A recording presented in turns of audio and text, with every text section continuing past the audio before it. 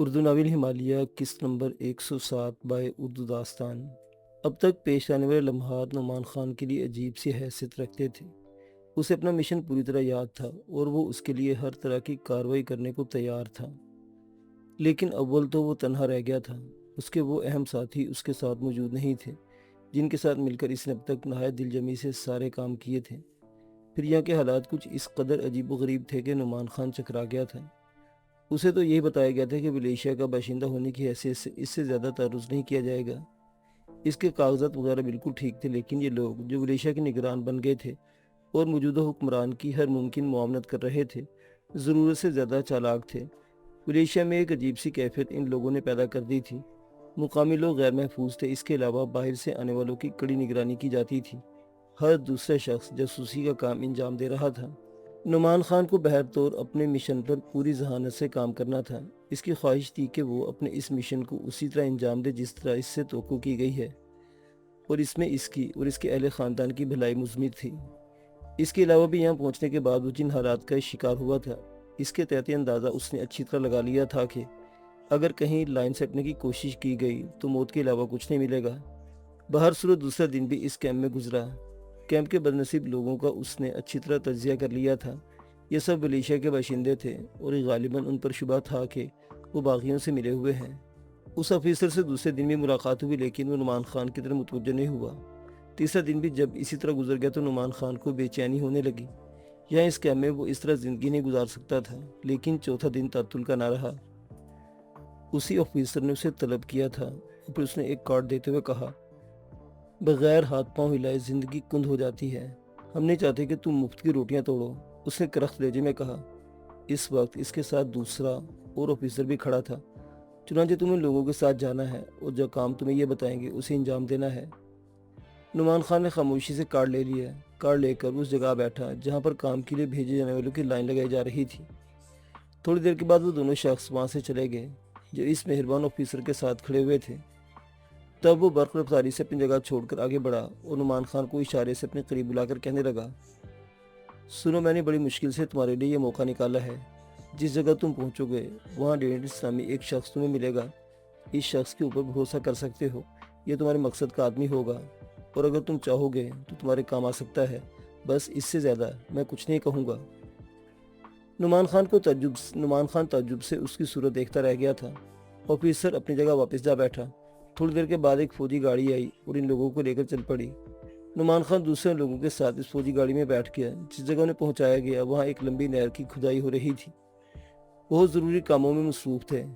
ان کی ٹولیاں بنی ہوئی تھیں۔ نعمان خان کو بھی ایک کدال دے دی گئی اور اپنے کام میں مصروف ہو گیا۔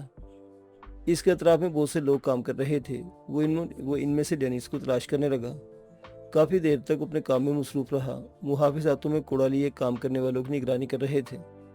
نعمان خان کو کام کرتے کرتے کئی گھنٹے گزر گئے۔ تب اس نے اپنے قریب کھڑے ہوئے ایک مزدور سے پوچھا، ڈینس کہاں ہے؟ یہ سوال اس نے اتنی روانی میں کیا کہ کسی کو اس پر شبہ نہ ہو سکا۔ اس مزدور نے دو درختوں کے جھنڈ کی طرف اشارہ کرتے ہوئے کہا، وہاں ڈینس کام کر رہا ہے، سرخ جرسی میں ملبوس وہی ڈینس ہے۔ نعمان خان نے گردن ہلائی۔ ڈینس تک پہنچنا آسان نہیں تھا۔ کام لینے والے محافظ خاصے سخت گیر تھے۔ پھر ڈینس سے ملاقات کا موقع اسے دوپہر 1 بجے کے قریب ملا جب کھانے کی چھٹی ہوئی تھی۔ وہ لوگ جگہ جگہ بیٹھ گئے تھے۔ چنانچہ نعمان خان اپنے کھانے کا برتن لے کر تیزی سے آگے بڑھا اور بالآخر ڈینس کے نزدیک پہنچ گیا۔ نعمان خان جب اس کے نزدیک بیٹھا تو اس نے عجیب سی نگاہوں سے نعمان خان کو دیکھا تھا۔ مسٹر ڈینس، نعمان خان نے اسے مخاطب کیا، اپنے کام سے کام رکھو، مجھے فضول باتوں سے کوئی دلچسپی نہیں۔ ڈینس نے جواب دیا اور نعمان خان کا چہرہ ایک لمحے کے لیے سست گیا۔ زندگی میں اس سے زیادہ کٹھن وقت اس پر کبھی نہیں پڑا تھا۔ وہ ان لہجوں کو برداشت کرنے کا عادی نہیں تھا۔ دیر تک وہ خود کو سنبھالتا رہا۔ پھر اس نے جب دوبارہ نگاہ اٹھا کر ڈینس کی طرف دیکھا تو ڈینس اسے ہی گھور رہا تھا۔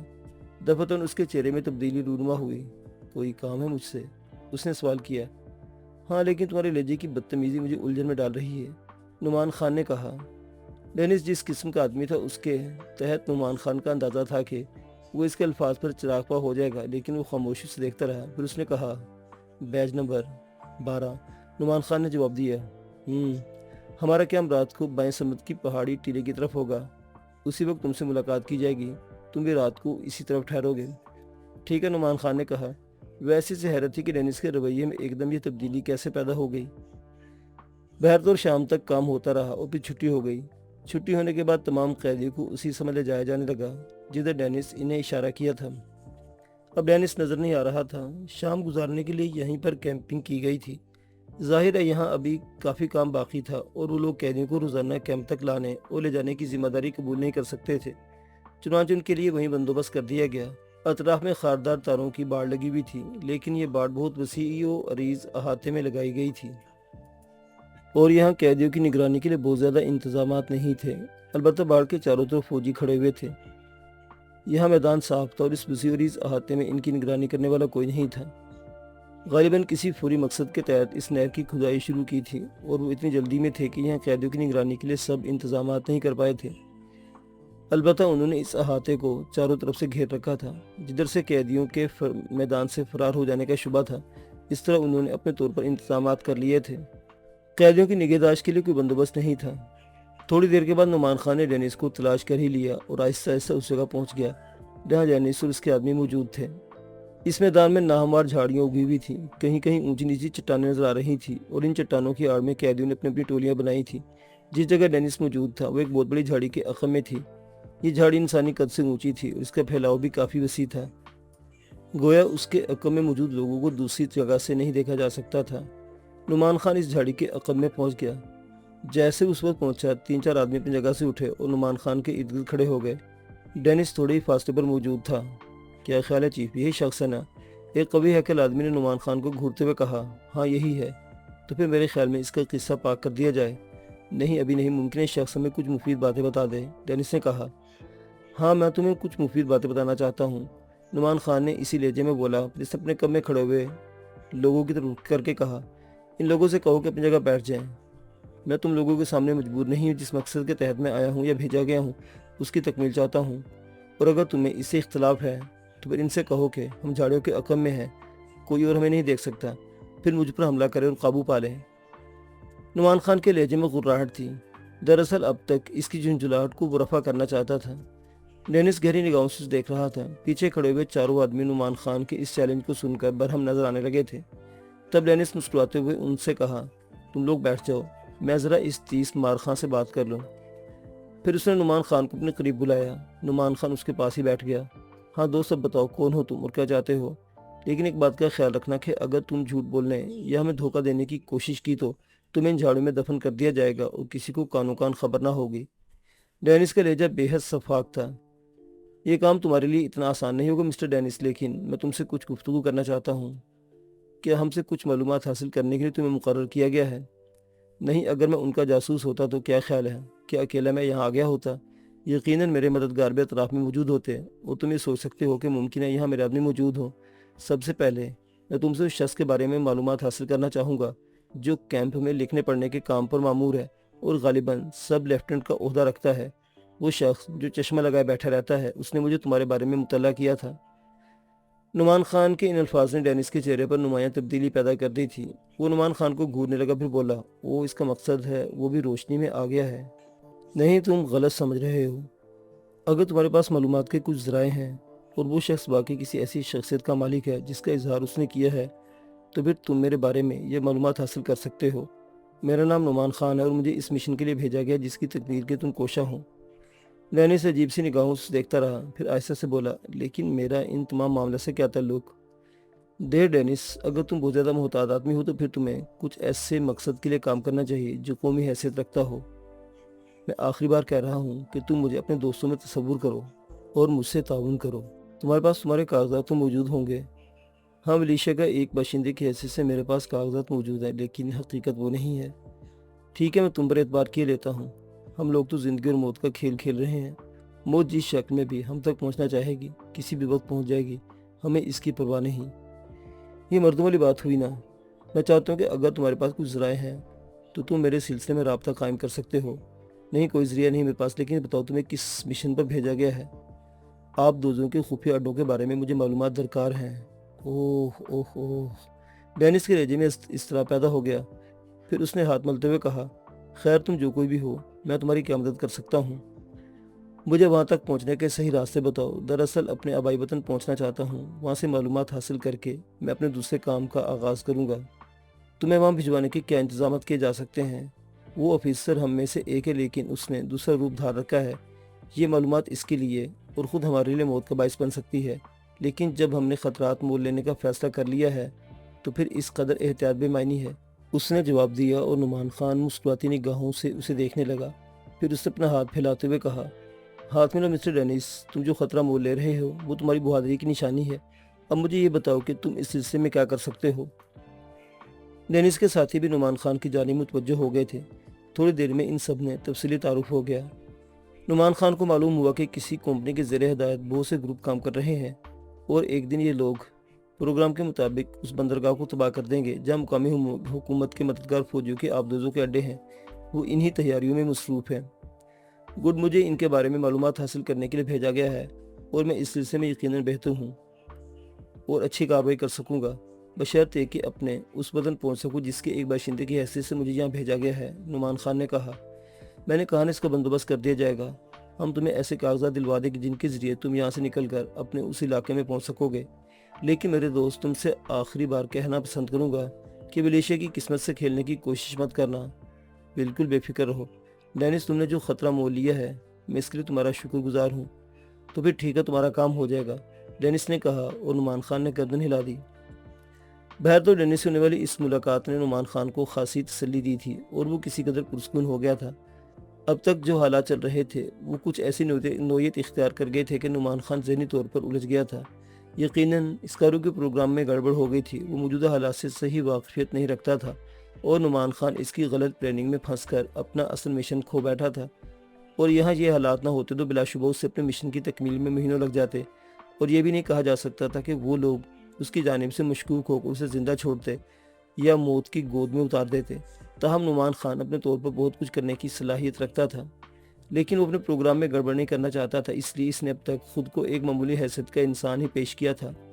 نہر کی کھدائی مسلسل جاری تھی اور تمام لوگ شام تک اس پر کام کرتے رہتے تھے۔ اس دوران اس نے بار بار ڈینس کو دیکھا، لیکن ڈینس اس کی طرف متوجہ نہیں ہوا۔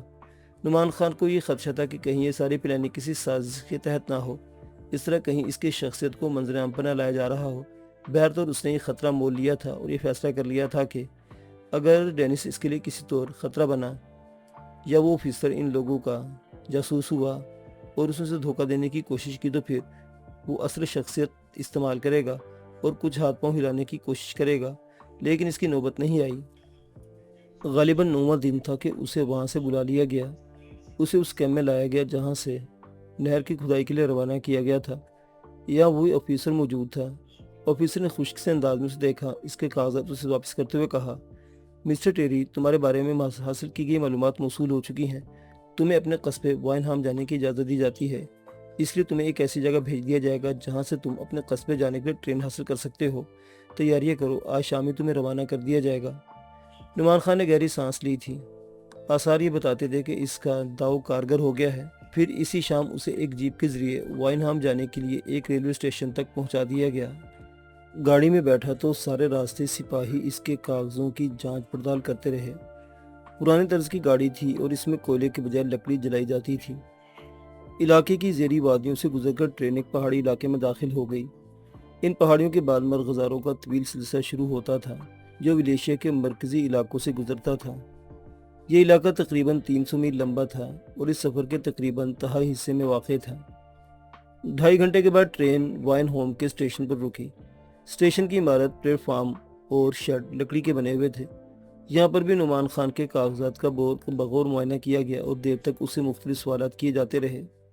نعمان خان نے اس وقت کارو کی دی ہوئی تربیت سے پورا فائدہ اٹھایا تھا اور اسے ٹیریکن کے بارے میں جو بھی معلومات حاصل تھی اس نے مقامی افسر کو بتا دی تھی۔ پھر وہ ریلوے اسٹیشن سے شہر میں داخل ہو گیا۔ شہر کے بس چھوٹی چھوٹی گلیوں اور بازاروں پر مشتمل ایک چھوٹی سی آبادی تھی۔ یہاں ہولناک تباہی کے نشانات صاف دیکھے جا سکتے تھے۔ اکثر عمارتیں تباہ کر دی گئی تھی اور آگ کی وجہ سے کھنڈروں میں بدل چکی تھی۔ اگرچہ نعمان خان اپنی عمر میں پہلی مرتبہ اس شہر میں آیا تھا، لیکن اس کا چپا چپا اس کا دیکھا بھالا تھا۔ کسی سے پتہ پوچھے بغیر وہ سڑکوں اور گلیوں اور بازاروں سے گزرتا ہوا اس مکان تک پہنچ گیا جو ٹیریکن کا آبائی مکان تھا۔ مکان کیا تھا؟ ملبے کا ایک اونچا سا ڈھیر تھا جس پر حسرت برس رہی تھی۔ وہ سامنے کھڑا ہو کر اسے دیکھنے لگا۔ دفتن عقب سے کسی نے اسے آواز دی، اوہ ٹیریکن، ٹیریکن، میرے بچے، کیا تم واپس آ گئے؟ نعمان خان نے پیچھے مڑ کر دیکھا، چھوٹے سے قد کا سکڑا ہوا بڈھا جس کے سر پر ایک بال بھی نہیں تھا اس کی جانب تیزی سے چلا رہا تھا۔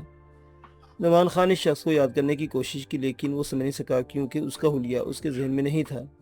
کیا تم ٹیریکن ہو؟ بوڑھے نے پوچھا۔ جی ہاں، میں ہی بدنصیب ٹیریکن ہوں، لیکن یہ میرے مکان کا کیا ہوا؟ میرے اہل خاندان کہاں ہیں؟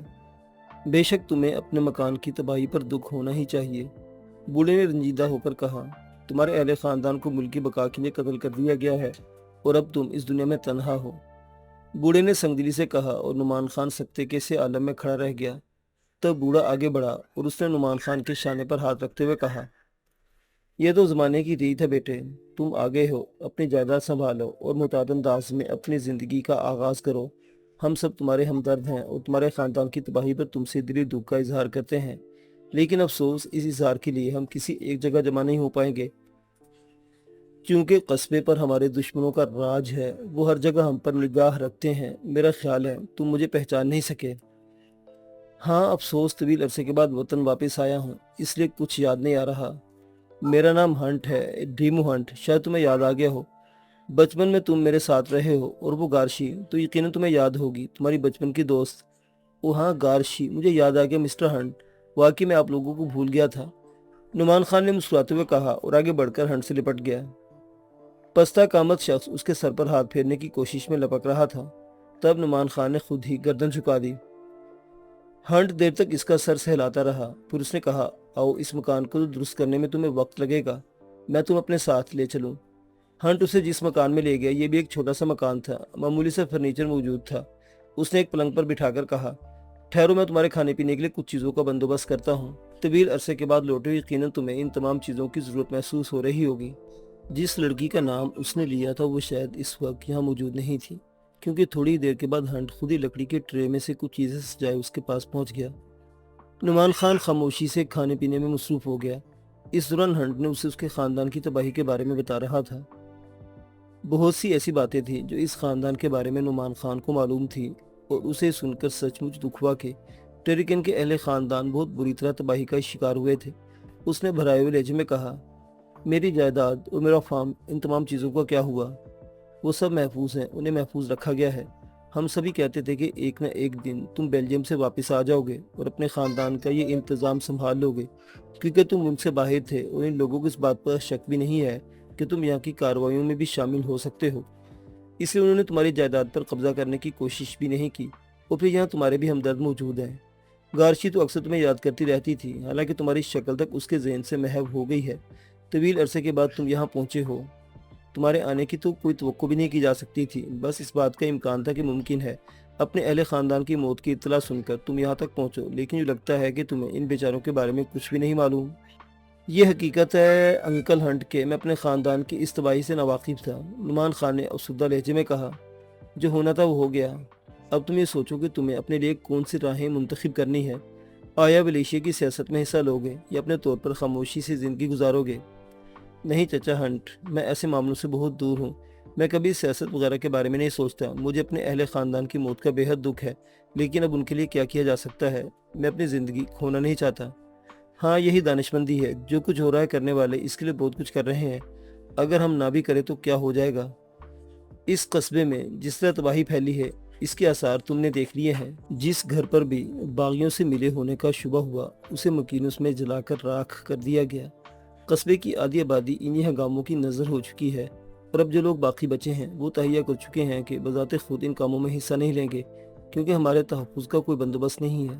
نعمان خان اس گفتگو کو ذہن نشین کرتا جا رہا تھا، پھر اس نے کہا، یہ لگتا ہے جیسے ہمارے دشمن فوجی یہاں باقاعدہ قدم جما چکے ہیں، یہ لگتا ہے جیسے ملیشیا مکمل طور پر ان کے قبضے میں آ گیا ہو۔ ہاں، بدنصیب حکمرانوں نے ملیشیا کو اپنے حریفوں کے حوالے کر دیا ہے اور انہی کے بل پر حکمرانی کر رہا ہے۔ حالانکہ آرمینس یہاں حکومت پر قابو پانا اور حکومت کرنے کے قابل ہے، وہ اپنی سی کوششوں میں مصروف ہے اور ہمیں یقین ہے کہ ایک نہ ایک دن وہ اپنے عظمت کے چراغ روشن کرنے میں کامیاب ہو جائے گا۔ ہم میں سے جو کوئی اس کے لیے جو کچھ کر رہا ہے وہ اس کا حق ہے، ہم اسے اپنی زندگیوں کا خراج پیش کر رہے ہیں۔ دیکھیں، اونٹ کس کروٹ بیٹھتا ہے۔ یہاں وائن ہوم کے پاس تم نے دیکھا، ان لوگوں کے کیمپ تو ضرور ہوں گے۔ تم آس پاس کی بات کر رہے ہو، وائن ہوم کا ایک بڑا علاقہ ان کے قبضے میں ہے، اور وہ انہوں نے باقاعدہ ایک فوجی چھاؤنی بنا رکھی ہے۔ ہمارے کھیتوں کی آدھی ترکاریاں ان کے قبضے میں بلا معاوضہ چلی جاتی ہیں۔ ہم لوگ بڑی قسم پرسی کی زندگی گزار رہے ہیں۔ خود تمہارے فارم کی ساری سبزیاں ان کی ملکیت ہیں، اور وہاں انہوں نے اپنا ایک باقاعدہ آدمی مقرر کر رکھا ہے جو ان سبزیوں کی نگہداشت کرتا ہے اور انہیں ان تک پہنچا دیتا ہے۔ لیکن بہتر یہ ہوگا کہ میرے بچے کہ تم ان سے تعاون کرتے رہو، اسی میں تمہارا بھلا ہے۔ نعمان خان نے کوئی جواب نہیں دیا۔ اسے جان کر مسرت ہوئی کہ کسی نہ کسی طرح اس کا تعلق ان لوگوں سے ہے۔ بہرطور یہاں رہ کر وہ ان لوگوں سے تعاون کرے گا اور اس طرح ان کے بارے میں معلومات حاصل کرنے میں کامیاب ہو جائے گا۔ یقیناً وہ حالات ابھی ان لوگوں کے علم میں نہیں ہوں گے جو نعمان خان کو پیش آ چکے تھے، اس لیے وہ اس پر کوئی شبہ نہیں کریں گے۔ چنانچہ اس نے ہنٹ سے بہت سی مفید باتیں معلوم کی۔ پھر اس نے گارچی سے ملنے کا ارادہ کیا۔ معصوم سی شکل کی وہ حسین لڑکی، اسے جب یہ پتا چلا کہ ٹریگن واپس آ گیا ہے تو وہ دوڑ کر بے اختیار اس کے پاس پہنچ گئی۔ اوہ ٹیری ڈیر، تم کتنے تبدیل ہو گئے ہو۔ بچپن یاد ہے نا تمہیں میں یاد ہوں نا؟ اس نے بڑی بے ساختگی سے پوچھا اور نعمان خان نے مسکرا کر سر ہلا دیا۔ وہ کسی بھی طور ان لوگوں کو کسی شبے کا موقع نہیں دینا چاہتا تھا۔ بوڑھے ہنٹ کے ہونٹوں پر مسکراہٹ پھیل گئی تھی۔ تب گارچی اس سے کہنے لگی، ڈیڈی میں کچھ روز ٹیری کے ساتھ اس کے فارم پر گزاروں گی۔ ٹیری کا مکان تو تباہ ہو چکا ہے اور یہاں رہنے کے لیے اسے از سرِ نو درست کرنا ہوگا۔ اس سے مجھے یقین ہے کہ ٹیری اپنے فارم پر جائے گا۔ کیا تم مجھے اجازت دو گے؟ تم لوگوں کو تو میں نے بچپن ہی سے اجازت دی ہوئی تھی، اب بھلا کیا روکوں گا؟ ہنٹ نے کہا۔ وہ بڑا تعاون کرنے والا آدمی معلوم ہوتا تھا۔ بہرطور اسی شام ایک چھوٹی سی بگی تیار کی گئی اور نعمان خان گارچی کے ساتھ اپنے فارم پر چل پڑا۔ گارچی بہت زیادہ بولنے کی عادی تھی۔ نعمان خان نے اس کی اس کیفیت سے پورا فائدہ اٹھایا اور بڑے سادہ سے انداز میں اس سے اطراف کی خبریں معلوم کرنے لگا۔ گارچی سے اسے معلوم ہوا کہ دشمن ملک کے فوجی یہاں بڑی بڑی کارروائیوں میں مصروف ہیں، اور اگر نعمان خان ذرا سی بھی کوشش کرے تو اسے یقیناً وہ تمام تفصیلات معلوم ہو سکتی تھی جن کے لیے وہ یہاں پہنچا تھا۔ فارم شہر سے 4 میل دور تھا۔ یہاں سمر ہاؤس طرز کے مکان بنے ہوئے تھے اور ان کی چھتیں ڈھلوان تھیں۔ ایک جگہ بہت سے لوگ جن سے نعمان خان کے لیک سلیک ہوئی، سبھی نے اس کی آمد پر خوشی کا اظہار کیا تھا۔ بالآخر وہ اپنے فارم کے کنارے بنے ہوئے مکان میں داخل ہو گیا جس کے بوسیدہ فرنیچر، برتنوں اور دوسرے سامان پر گرد کی تہیں جمی ہوئی تھی۔ گارچی کی مدد سے اس نے سامان کو جھاڑ پونچھ ڈالا۔ اب بھی وہ سامان کی صفائی ستھرائی کر رہے تھے کہ ایک پڑوسی کھانے پینے کی بہت سی چیزیں اپنے ساتھ لیے وہاں پہنچ گیا۔ اس کا نام فاؤ تھا اور اسے اپنا تعارف کراتے ہوئے کہا، وہ اس کا پڑوسی اور اکثر اس کے فارم کی دیکھ بھال کرتا رہتا ہے۔ فاؤلر نے اس کی آمد پر خوشی کا اظہار کیا تھا اور کہا تھا کہ کم از کم ایک آدمی تو یہاں ایسا ہے جو ان کے اپنے ہی لوگوں میں سے ہے، ورنہ زیادہ تر اجنبی لوگ یہاں آ کر آباد ہو گئے ہیں اور انہی کے ذریعے سارا کاروبار چلتا ہے۔ بہرطور گارچی نے تمام مکان کی صفائی ستھرائی کر لی اور پھر رات گزارنے کے لیے انہوں نے ایک کمرے کا انتخاب کر لیا۔ رات کو گارچی نعمان خان سے اس کی زندگی کے بارے میں معلومات حاصل کرتی رہی۔ وہ اسے ٹیریکن ہی سمجھ رہی تھی۔ اسے ایک بار بھی شبہ نہیں ہوا تھا کہ وہ ٹیریکن نہیں ہے۔ بہرطور نعمان خان محسوس کر رہا تھا کہ یہاں کے حالات اس کے لیے سازگار ہیں، لیکن اب شرط یہ ہے کہ اطراف کے حالات بھی سازگار ہوں، تبھی بہتر طور سے کام بن سکتا ہے۔ رات کے تقریباً 3 بجے تک گارچی اس سے چھوٹی چھوٹی معصوم سی باتیں کرتی رہی۔ اس کے بعد بچوں کی طرح گہری نیند سو گئی۔ نعمان خان خود بھی سونے کی کوشش کرنے لگا، لیکن دوسری صبح اس کی نیند پوری نہیں ہوئی تھی کہ دفعتاً زوردار دھڑک سنائی دی اور وہ چونک گیا۔ گارچی بھی چونک کر اٹھ گئی۔ دونوں دروازے کی طرف دیکھنے لگے جو بند تھا، لیکن اسے کافی زور سے ہلایا جا رہا تھا۔ پتہ نہیں کون وحشی تھا۔ نعمان خان کو ایک لمبے کے خطرے کا احساس ہو گیا تھا۔ گارچی نے دروازہ کھولا تو مسلح فوجی اندر گھس آئے۔ وہ دشمن فوجی تھے اور مشین گنوں سے مسلح تھے۔ جب تک نعمان خان صورتحال کا اندازہ کرتا، اسے گھیرے میں لے کر بے دست و پا کر چکے تھے۔ نعمان خان کی آنکھوں میں خون اتر آیا، مگر مصلحتاً خاموشی اختیار کر لی اور ان کے اشارے پر ان کے ساتھ چل پڑا۔ وہ اسے ایک ویران راستے پر لے کر چل پڑے۔ راستے میں ولیشین زبان میں گفتگو کر رہے تھے۔ اگر وہ اسے ولیشین نہ سمجھتے تو یقیناً کسی دوسری زبان میں گفتگو کرنے کی کوشش کرتے۔ کافی دور چلنے کے بعد بالآخر ایک کھنڈرنما عمارت میں داخل ہوئے جس کے اوپر اس ملک کا جھنڈا لہرا رہا تھا۔ جس کے لوگ تھے، عمارت کیا تھی، کوئی کباڑ خانہ تھا جس کے اندر بحری فوج کا ساز و سامان، سپاہیوں اور افسروں کی پھٹی پرانی ان گنت وردیاں، ٹیلی فون اور وائرلیس کے آلات، ٹائی مشینیں اور اس طرح کی دوسری بہت سی چیزیں اچھی یا بری حالت میں بکھری پڑی تھی۔ ایک مختصر سے کمرے میں داخل ہوتے ہی وہ نعمان خان پر پل پڑے اور اس کے بدن کی پوری طرح تلاشی لی گئی، لیکن اس کے پاس سوائے کھانے پینے کی چیزوں اور شناختی کاغذات کے رکھا ہی کیا تھا۔ اس سلسلے میں بہترین انتظامات کیے گئے تھے۔ خوب دیکھ بھال کے بعد نعمان خان کو کمرے میں چھوڑ دیا گیا۔ اس کے کاغذات اور تھیلا واپس کر دیا گیا۔ اس کے بعد ایک شخص دوسرے کمرے میں گیا اور چند چھپے ہوئے فارم لے آیا۔ پھر اس نے نعمان خان سے کہا کہ اسے پر کرے۔ یہ فارم ان کی اپنی زبان میں تھے۔ نعمان خان نے پریشان نگاہوں سے دیکھتے ہوئے کہا، میں نہیں جانتا کہ ان میں کیا لکھا ہوا ہے اور میں ان پر کیا لکھوں۔ تم بننے کی کوشش کر رہے ہو، صحیح طرح فارموں کو پر کر دو، ورنہ بدن کی ایک ایک ہڈی سے کھال اتار لی جائے گی۔ ایک فوجی نے غرائے ہوئے لہجے میں کہا اور نعمان خان بے بسی کے انداز میں اسے دیکھنے لگا۔ تم لوگ یقین کرو میں تمہاری زبان نہیں جانتا، میں ولیشین ہوں، زیادہ سے زیادہ میں تھوڑی بہت انگلش سمجھ لیتا ہوں، اس سے کچھ زیادہ نہیں۔ وہ لوگ نعمان خان کو گھورتے رہے، پھر انہوں نے آپس میں دوسرے سے کچھ اشارے بازیاں کی اور کاغذات پر کرائے بغیر باہر نکل گئے۔ نعمان خان کمرے کے فرش پر بیٹھ کر گہری گہری سانسیں لینے لگا تھا۔ یہ جان لیوا مہم بڑی صبر آزما تھی اس کے لیے، اس کی فطرت کے بالکل خلاف۔ وہ تو دشمنوں میں گھس کر صرف قتل و غارت گری کرنے کا رسیا تھا، لیکن اسے چوہا بنا دیا گیا تھا۔ پتہ نہیں اس کیفیت کو برداشت کر سکتا ہوں یا نہیں، اس نے دل میں سوچا اور کمرے کی دیوار سے پشت لگا کر آنکھیں بند کر لی۔ وقت جس طرح گزر رہا تھا وہ نعمان خان کے لیے بڑا صبر آزما تھا۔ وہ اندازہ لگانا چاہتا تھا کہ وہ لوگ اس کی طرف سے مطمئن ہوئے یا نہیں، لیکن دوسری صبح کافی اطمینان بخش تھی۔ گارشی اس کے پاس پہنچی تھی۔ میں نے ان سے تمہاری آزادی کا پروانہ حاصل کر لیا، اس نے کہا۔ کیا مطلب؟ وہ تمہاری طرف سے مطمئن ہو گئے ہیں اور انہوں نے معذرت کی ہے، اب تم میرے ساتھ چل سکتے ہو۔ نعمان خان نے گارشی سے مزید سوالات نہیں کیے اور باہر نکل آیا۔ بہت بڑا خطرہ ٹل گیا تھا اور اب وہ اپنے ساتھیوں سے رابطہ قائم کر کے اپنی مہم سر انجام دے سکتا تھا، لیکن اب وہ بہت محتاط ہو گیا تھا۔ اس نے سارا منصوبہ اپنے ساتھیوں کو بتایا اور بالآخر اسماعیلیہ پہنچنے کا وقت مقرر کر کے تیاریاں کرنے لگا۔